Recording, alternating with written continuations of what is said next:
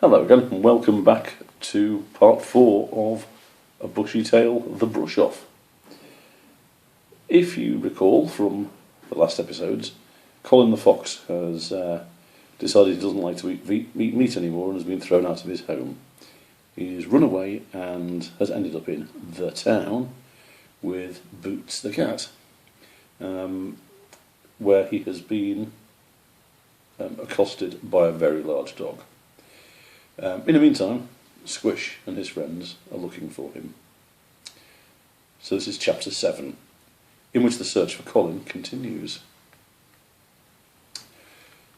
Squish and Whitetip asked everyone if they'd seen Colin. They asked a pheasant who was sitting on a tree stump. "Have you seen our friend Colin?" Squish asked. "Who's Colin?" the pheasant wanted to know. "You know Colin," Squish said. "Our friend Colin the fox." "A fox?" The pheasant screeched and exploded off the stump in a flurry of feathers, flying off low across the field.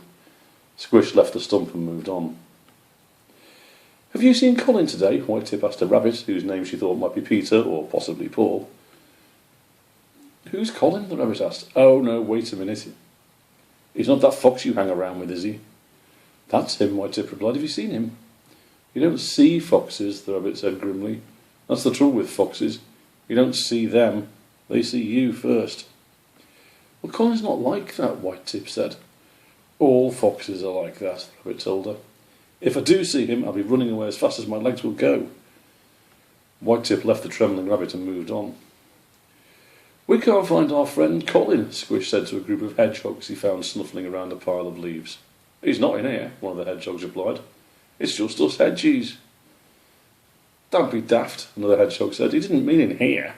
He just meant, have we seen this Colin in general, like?"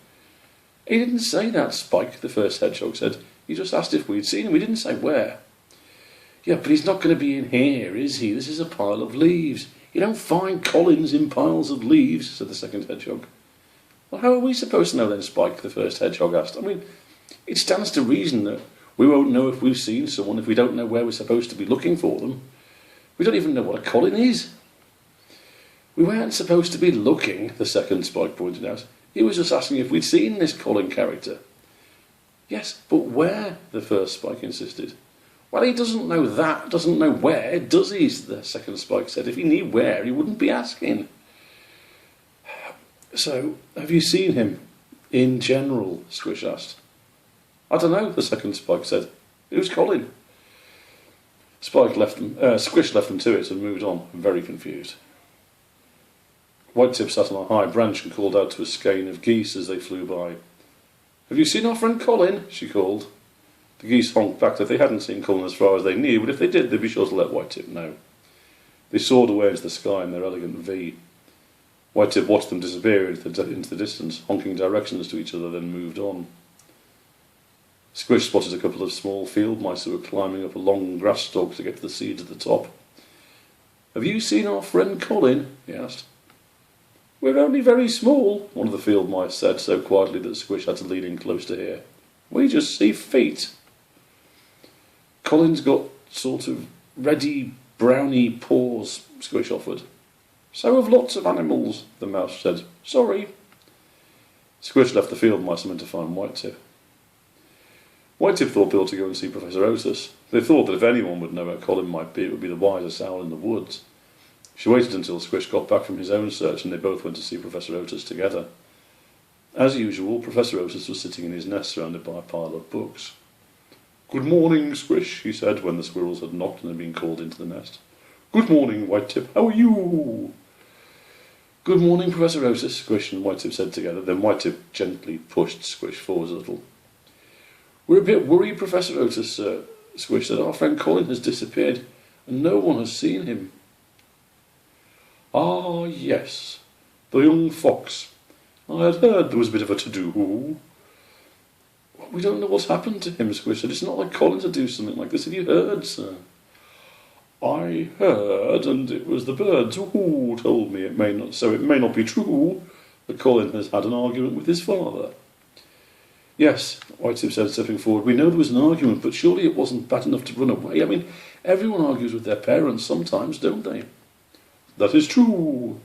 You young animals don't seem to give the older animals the respect we are due. Don't you forget who Colin's father is. Ray is not a fox to be argued with. But what was the argument about? Squish said. Have you heard? We heard he didn't want his dinner, but that's no reason, is it? No, Professor Otis replied. The birds do not know. All they have heard is that Ray says he no longer has a son. Doesn't have a... How could he say that? Colin must be really upset, Squish cried. We have to find him, Professor. Then I'm afraid, young Squish, that you must speak to Ray. You must hope that even if you cannot argue with him, you might be able to reason with him. Ray is the last animal we want to speak to, Whitetip said angrily. He's horrible. He may be, Professor Otis told her, but he is by far the greatest hunter the woods have ever known. If anyone can find Colin, it is Ray. Squish and Whitetip looked at each other. That was exactly the last answer they had wanted to hear. They also knew that it was true.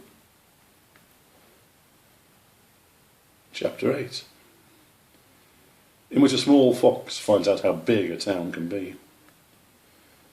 The dog growled.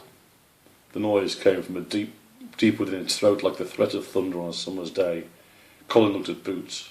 Boots looked at Colin. They both looked at Morris, but were astonished to see his curly ball of a tail disappearing round a corner. Colin, Boots yelled, run! Colin didn't need to be told twice. He just turned and ran without looking back. Boots shot along the passage and Colin followed. Behind him you could hear the big dog's claws skittering along the ground, and its deafening barks as the dog shouted at them using language Colin had never heard before and never wanted to hear again. Where are we going? Colin shouted to Boots, barely able to catch his breath. Don't ask, Boots shouted back, just run. Colin put his head down and ran, following the cat down passage after passage. The barks and curses from the big dog close behind bounced off the walls louder and louder. Colin and Boots turned a corner and Boots suddenly hissed, in here! And disappeared behind a large pile of rubbish bags. Colin followed. He was about to ask a question, but Boots hissed again. Despite the awful stench coming from the bags, Colin held his breath. The big dog's barks got nearer, and then abruptly stopped. Where have you gone? The dog growled. I know you're here. Colin could feel his heart hammering in his chest and could hear Boots breathing next to him. Worse, though, he could hear loud sniffs as the dog tried to catch their scent. I'll find you, the dog threatened. A fox won't get far round here without me knowing. With great relief, Colin could hear the dog's paw steps as they receded along the passageway and away from their hiding place. You can breathe again now, Boots said. He's gone. Who was that? Colin asked, panting. His name's Prince, Boots said, and he believes his name. He thinks he rules this place. But we showed him, didn't we? Well, why couldn't he smell us? Colin wanted to know. Too much people rubbish around here for him to catch your scent. That's why we hid in it. I have to say, Colin, you really don't smell like the same fox anymore. Thanks, Colin said. It wasn't a compliment. Come on, it's probably safe to come out now. Cautiously, Boots eased her way out from behind the bags. Well, I hope we don't meet him again, Colin started to say as he followed Boots. Then he stopped when he realised Boots was just standing there looking at something. The fur on the back of her neck was standing up and she was making a low hiss. Colin followed Boots' line of vision and his heart dropped into his stomach. Crouching by the corner of the passageway was Prince, baring his teeth in an ugly cross between a grin and a snarl. If you really think I can't tell the stink of a fox when I smell it, he rumbled, you're more stupid than I thought. This time Colin didn't need Boots to tell him, he just turned and ran. Boots was hot on his heels, then overtook him. Prince gave an enormous roar and pounded after them. On and on they ran down dark passageway after dark passageway, then suddenly into the light, past astonished people who shouted as they ran past.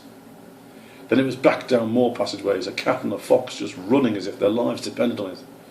If the threats being barked by the dog in hot pursuit were to be believed, that was exactly the case. Colin tried not to think about anything apart from running, watching Boots ahead of him, as she hurtled down yet another passageway. Then suddenly she yelled, "In here!" and shot through a big hole in the wall. Colin nearly ran past but stopped himself just in time and followed. He found himself inside, and the light dazzled him. The ground under his feet seemed to be made of something white and so slippery that he almost skidded and fell. The place was full of no-furs, who all seemed to be wearing white too and were shouting in surprise. All around Colin could smell mouth-watering aromas of food. He almost stopped to sniff, but could hear Prince come roaring up behind him and carried on running. There was a massive crash as Prince apparently collided with something, which caused a great deal more shouting from the no-furs. Colin ignored it and ran on, following Boots into another place. This time the ground felt soft and warm beneath his paws. It was a place full of no-furs, people, who all seemed to be sitting down eating. Colin had never seen a place like it, but knew that if Prince caught up with him he never would again, so he forced himself to keep running even though he felt like his legs were heavy and his chest was on fire. The people couldn't believe their eyes when first a cat and then a dog ran through the kitchen door into the restaurant. Some of the female people screamed, then screamed again as a giant snarling dog burst through the kitchen doors. Some jumped up onto their chairs when the cat and the fox ran between their legs. Then the cat, the fox, and finally the dog tore out of the door of the restaurant and into the street outside. The people didn't have time to recover from the shock, though, because as soon as the animals had made their mad escape from the restaurant, there came a screech of car tyres from the road. This was followed by a sickening thump, and then silence. And come back tomorrow for the final part of A Bushy Tale, The Brush Off. Thank you.